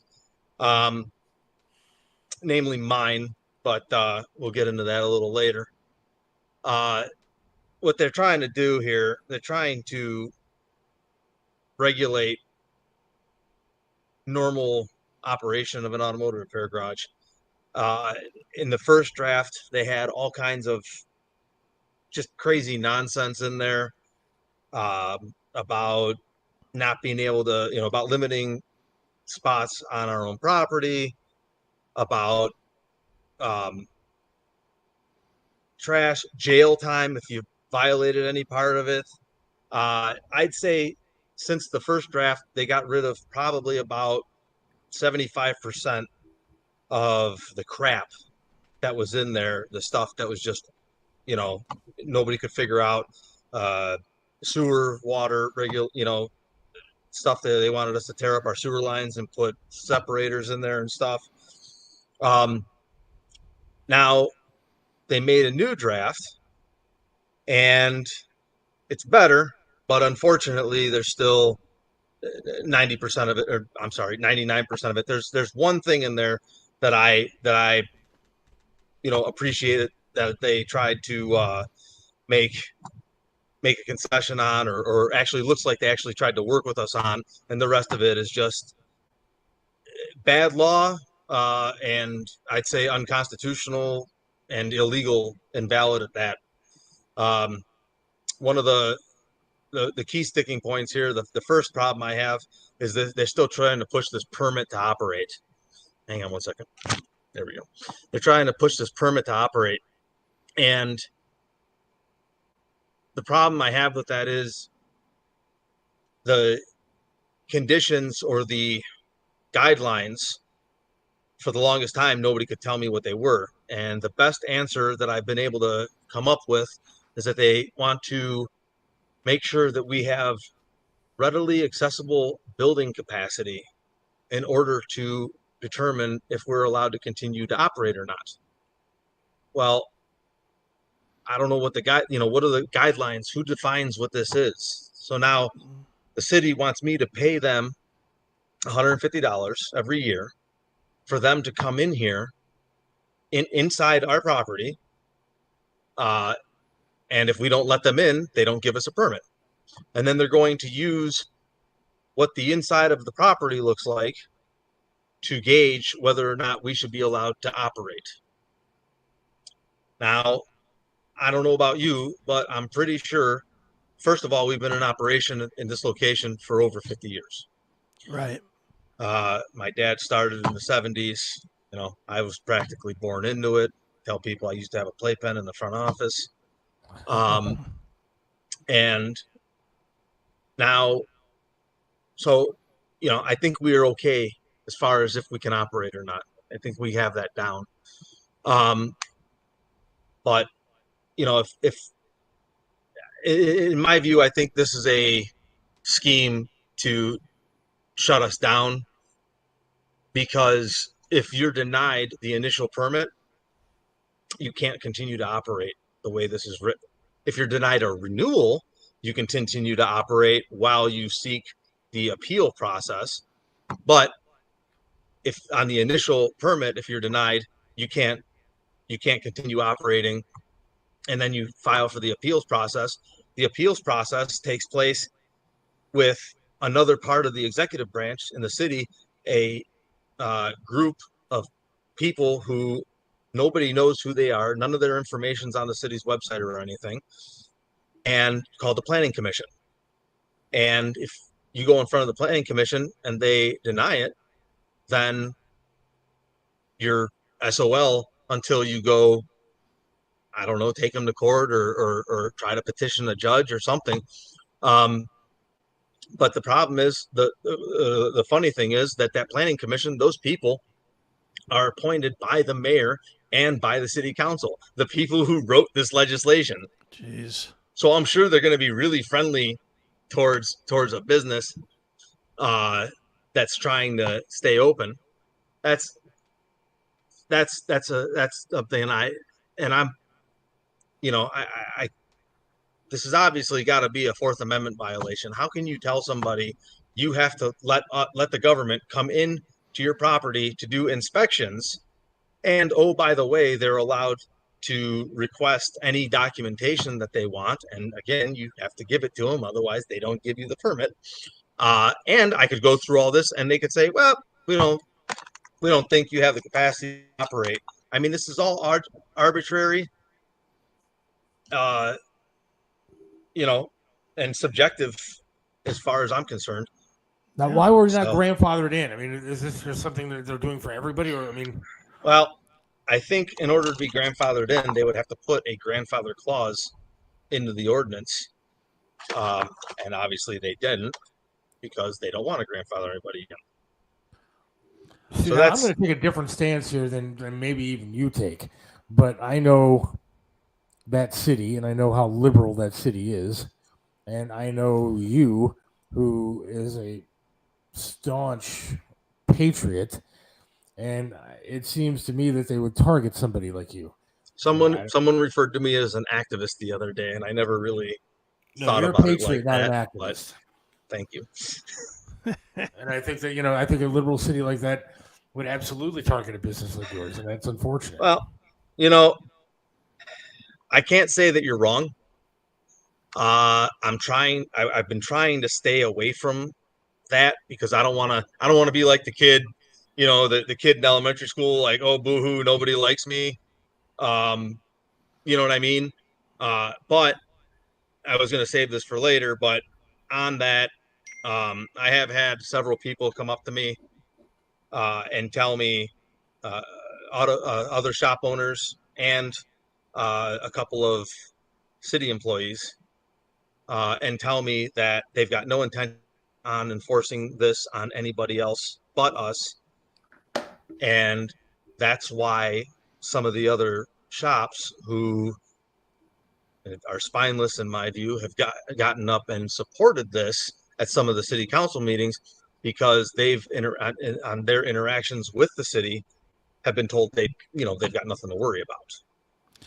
Yeah, but all right. But like I said, I'm trying to stay away from that. I'm trying to stay on top of the full side of the thing. And I've got case law already from federal court in Youngstown, in Youngstown, 2018 federal case that basically says these inspections are unconstitutional. They are a violation of the Fourth Amendment. Like I said, I'm trying to avoid, obviously if this does get passed, then it's going to be go time, file a lawsuit time. I'm trying to head it off and avoid all that if I can by keeping it from getting passed in the first place. Right. Well, if any other shops are believing in the word of somebody that's saying that they're trying to screw over one guy, that's their stupidity, because what's to say they're not next in like oh, well, we won't target you. Why? Why would you believe them? Well, That's not the only first that, thing. Go ahead. but what, well, and I'll get to the next thing here in a second. But now what the heck? The next thing they want to do is they want to ban me from being able to use the public parking, ban our business from being able to use the public parking. Now, last I thought, public parking was public parking, but the mayor, who still refuses to give me clarification on this, I think I mentioned it the last time we talked, said that automotive repair garages are a private business and therefore shouldn't have access to public parking. So what does that make every other business in the city? Does that make them a public business? Like I said, I haven't been able to get an answer out of her. I asked her 3 times since all this garbage started. But how do you enforce something like that? I mean, on top of being also illegal and a violation of the Equal Protection Clause of the 14th Amendment, how do you enforce something like that?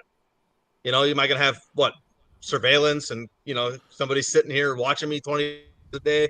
Oh, you parked that vehicle over there and it doesn't belong to you, so you're in violation of this new ordinance. Yeah, or what if a customer parks on the street? Yeah, and comes into your place? Are you liable for that? Or are they liable? I mean, who's liable then? So according to them, and that's what I brought up after the first draft was issued. If it's not a problem until it's in my custody. Okay. Mm-hmm. So their argument is that our business takes control of other people's cars, whereas other businesses, you go to a restaurant, you eat at the restaurant, then you go leave. But either way, it's public parking. You can't. The streets of the city are held in the trust for the benefit of all of the public. Okay, not just for who happens to be in favor with the city officials at the time they enact the law. Okay, that's court language right there. That's already settled law language right there. There was a case where a police officer told a city official that he wasn't allowed to park his personal vehicle in a private parking space. The guy told the police chief to eat glass, and they fired him. So then he sued and he won in an appeals court in the state of Ohio. Wow. So, Charlie, what is and I don't know the answer to this, but how does this case law that they're trying to get in compare to other local cities like Cleveland or Euclid or Tremont or wherever? Is it the same? Is it widely different? No city that I've been able to find, no municipality, regulates a business like this. You've got the state has their EPA regulations. The county Board of Health takes care of restaurants and stuff like that. Restaurants, in order to operate, you're dealing with food. They get inspected. I believe that's what I've been told. I don't know. I don't own a restaurant, but but that's the county. No municipality, and the city of Lakewood doesn't. We would be the only type of business in the city of Lakewood where they would require a yearly inspection. Okay. They don't require yearly inspections on rental properties, if that tells you anything. And Lakewood is full of rental properties. Now, I'm sure they'd like to change that at some point. I know they just changed one part of the law requiring inspections on rental properties, but just one initial one, and then that's it. Not this yearly garbage. So apparently there's no valet parking in Lakewood because they take control of your car. So I'm assuming that's not happening. No. And you see, like Angelo's Pizza used to do valet parking. I haven't seen and, him. I haven't seen him do it for a while. And I'll tell you what, Angelo's parking is for crap, and people park all over the place when they go in to get that pizza, and that's their business. And they don't. Funny you say that. What do they do with that place? Funny you say that, because I've been trying to avoid, acting in this manner and stay somewhat respectable here. But earlier today, I posted a picture of Angelo's, or the corner Angelo's is on, with about 25 people lined up outside, because today's Monday is buy one, get one if you eat inside the restaurant. Well, on one hand, you're telling me there's no parking, but on the other hand, they get to do this. I guess all those people must have walked here. Yeah. Just say you're LGTS. Yeah, right. Yeah, I'm going to start selling vape pens and medicinal weed, and maybe they'll leave me alone. They'll probably leave you alone. I wouldn't doubt it. I wouldn't doubt it if they tried to shut you down and put some kind of crap into that spot, because that's what Lakewood seems to be. I don't know what's going on in that town. If they were to try that, I mean, we'd have a problem. Because I'm not going to stop. I'm not going to stop working. I mean, and I don't. But I'm trying not to get into the hypotheticals and everything. But I don't think, I really don't think this is going to go that far. If it does, it does. But, when's the next meeting on this? Tomorrow night at 7:30. So if you're a Lakewood resident, if you're a customer of ours, if you're somebody that just thinks that this is some severe government overreach, if you work in Lakewood, it's open to the public and it's available for public comment. So if you want to come down and make public comment, that'd be, I'd be much appreciated on our end. I'm trying to focus. I'm trying to keep the politics out of it. I'm trying to keep the whole liberal conservative thing out of it, and just focus on the government overreach, the legal part of this. And like I said, there's plenty in the legal side of it, as far as I can see, that nullifies most of this. I agree with you. They're trying to keep the liberal conservative thing out of it, but at the same time, that's part of that government overreach. That is what's going on. Well, that's true. That's true. But like I said, I think Tim says he's going to help raise your bail. I think that if we just stay on that topic, I think it's enough. Yeah. Like I said, the last thing I want to do is go in there and boo-hooing about, you're just treating me like this because of who I am, even though it's true. I mean, the mayor's father tried coming after us about 15 years ago when he was mayor of the city of Lakewood. So, at the same time, I can't help but think, if she's just trying to finish some vendetta that he started. Jeez. Because anything's possible. So I'm looking forward to seeing what goes on with this, because I think that they're giving you a raw deal. So tomorrow night, and what time did you say? 7:30. Starts at 7:30. If you can't come, if you go on the City of Lakewood's website, you go lakewood.lakewood.oh.gov/Lakewood-city-council, or just click on the City Council tab at the top of the screen. You can scroll down. You can click on that day's meeting, and then you can submit what's called an e-comment. Just make sure you follow the directions before you type up anything, because if you go to submit it and you're not registered or you don't have an account, then you lose whatever you typed up. So when is this all going to be wrapped up? When is the final decision going to be happening? So that's another thing that I can't get a straight answer on. One city council person tells me that tomorrow night is supposed to be the last read, and that they're going to vote on it after that. Another city council person tells me that no, this is only the second read, and that they're not going to vote on it until the following meeting. That's the kind of, shenanigans, if you will, that I got to deal with here. On top of everything else, originally, after it was introduced, it went to a committee called the Planning, Housing, and Development Committee, which is made up of a couple of city council people. The first committee meeting we went to started at 6:30. Then they kept it in the committee because they wanted to look at it some more or whatever. So they had the second committee meeting last Monday on the 12th. Now, the Friday before that, we called to find out if it was going to be on the agenda and what time it was going to start.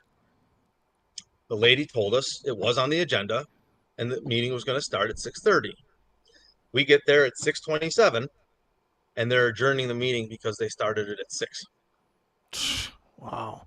So there was no opposition. A couple other shops said they had no problem with it. And they decided to kick it back to the city council, which now is what I have to deal with tomorrow.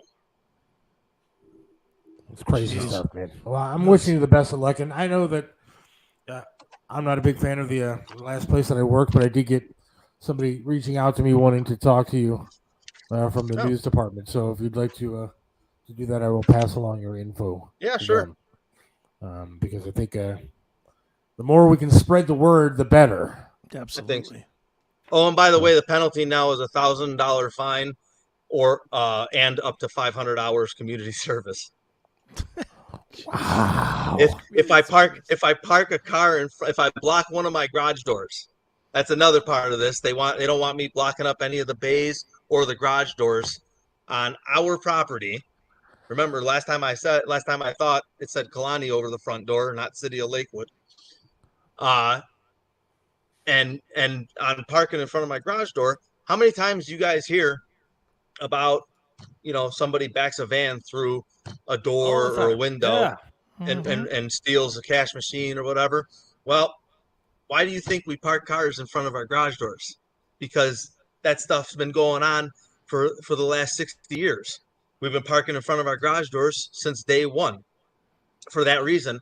And a couple of years ago, that very thing happened where somebody was able to break out the bottom of one of our garage doors and get in here. And before the cops showed up after the alarm went off, they made off with about $50,000 worth of stuff.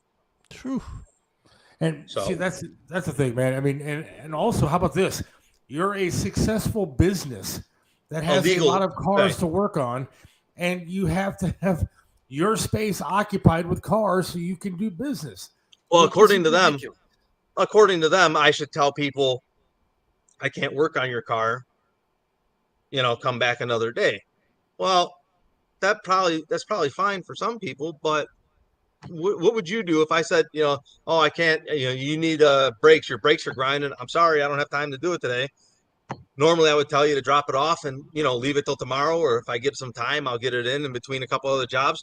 But now instead I got nowhere to put it. So now I have to tell you, go drive your unsafe vehicle and bring it back.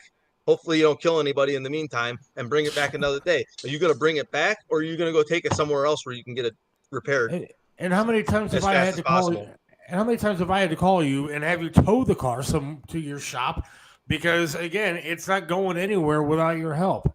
Right. I mean, screw these people. So, well, good luck tomorrow night. You got to let us know what happens.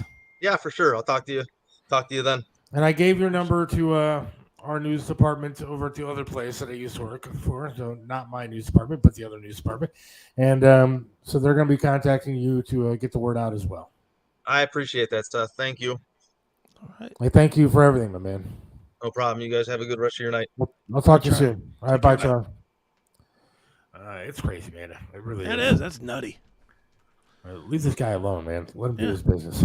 Meanwhile, we can have the Lido Lounge open, doing whatever the hell they want, right. and he can't do legit business. Yeah, let me tell you what's going on in that place. You probably don't want to know. All right, we'll take a quick break and be right back and wrap it up. All right. Hang on. There's no place like home, and whether it's furniture, artwork, home accessories, appliances, or that one-of-a-kind collectible, Yellow Brick Road Online Auctions allows you to find everything you need from the comfort of your own home. The owner of Yellow Brick Road Auctions has been conducting online estate auctions for over 8 years by providing homeowners with a stress-free process to liquidate all items that have accumulated over the years. I'm Melissa Mendici, owner of Yellow Brick Road Auctions. Log on today to find your heart's desire. Hey, it's Seth from Mario's Barbershop in Parma, 7526 Broadview Road in the Pleasant Valley Shopping Center right next to Big Lots. You got to check out Mario, man. Great guy, does a lot for charities, but can perform miracles with hair. He even made me look clean cut. Does my hair, does a great job. Love talking to the guy while I'm sitting there. It's a great place to go, local business. You gotta go to Mario's Barbershop in Parma. Mario's Barbershop in Parma, 7526 Broadview Road. Again, in Parma, Pleasant Valley Shopping Center, right next to Big Lots. Or give them a call, 216-520-1977. That's 216-520-1977. Mario's Barbershop in Parma. Trust Joe's Lakewood Computer at 14035 Madison in Lakewood. They have over 30 years of professional service handling laptop and desktop repair services, virus removal, and data migration, and much more. You can trust them with hardware updates to your computer's memory and hard drive. Call 216-651-3880. Whether you need a simple Windows install or you're interested in the latest computers for gaming, call Joe's Lakewood Computer at 216-651-3880.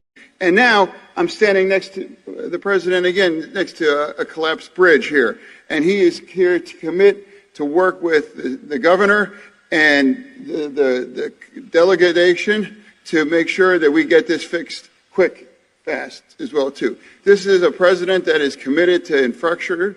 Yeah, and then on top of that, the dual kind of law of the inflation bill that is going to make sure that there's going to be bridges all across like this, all across America getting rebuilt.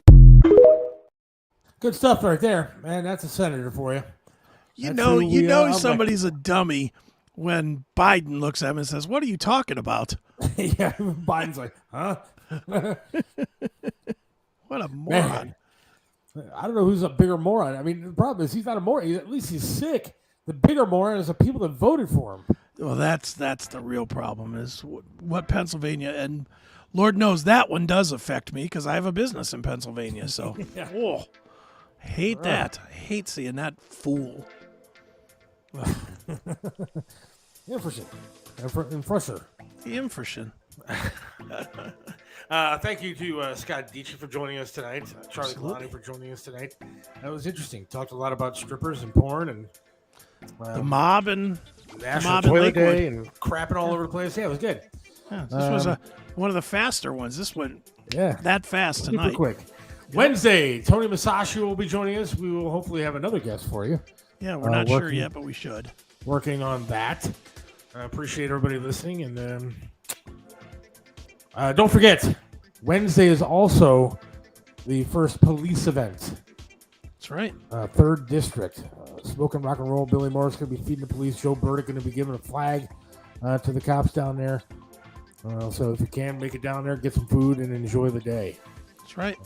3rd District. Should be fun, and we will talk to you Wednesday evening. See ya. Have a great one. See ya.